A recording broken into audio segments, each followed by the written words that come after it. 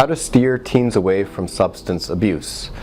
The first thing to do here is to have education, for them to be able to make an informed decision as far as knowing what they could potentially be getting into. So the idea is to educate them on the various drugs of abuse. This is provided by the schools, but it's uncertain as to the quality of education there. But the most important thing there would be to help educate them so they know what they could potentially be getting into.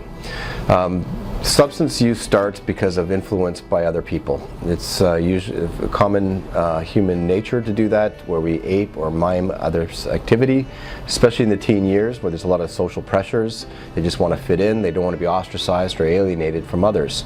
So to understand that there's a lot of social pressures there, and the best way to compensate for that is to have open communication with your teen. Hopefully they'll be communicating back to you what's going on in their life. If they're closed off, then maybe consider getting a peer, a sobriety coach or a life coach, or maybe bring their peers in and have an open communication with the parents and the kids. The next step is called harm reduction. So this is the point that if they're going to use, then to try to impress upon them that the importance of a balanced lifestyle, balancing their use. So it's important to let them know that if they are going to use, there's going to be consequences, especially if there's complications going on where they're missing school or late for school or not working in their job. If there's consequences, then that needs to be feeded back so that there is going to be less support from the parents as far as giving them the good things like an allowance, use of the car, or for example. But if they're going to use, that they should at least know to take it easy and to moderate their use to the point that they're not going to excess, they're not going to the point that they're waking up the next day and hungover and missing classes and not engaging in their normal life routines. So that would be the next important thing, is harm reduction by moderation. The next thing is to have a balanced and healthy lifestyle. This will help prevent or deter your teen from going into drug use. If there's a balance of work and education with pleasure, entertainment, recreation, physical activity, social time with their friends, hopefully these friends would be positive influences in their life. And again, a possible life coach or sobriety coach. These are great ways to ensure a healthy, balanced lifestyle.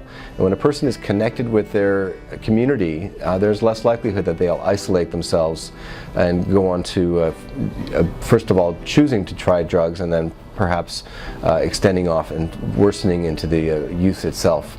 The worst case scenario is that they're using and they're not telling you, and they're hiding and lying this information. So again, communication is super important to know what's going on in your teen's life. So to summarize that one, open communication is super important with your teen to find out what's going on in their life, to help educate them so they can make an informed decision if they are presented with an opportunity to use drugs or alcohol, and then if they are going to use, to at least ensure that they are being smart about their intake to the point that it's not causing consequences in their life. And this is what's called harm reduction, moderating their use. That is the best thing to do. And indications that they're not moderating are things like consequences in their lifestyle, things like failing grades, missing school, missing classes, missing work. So that's important, and to look out for signs of isolation. If they're lying, if they're deceiving, then those are signs that they're not coping well, they're not able to moderate. So if you have any questions or comments, please leave it in the comments box below. Thank you.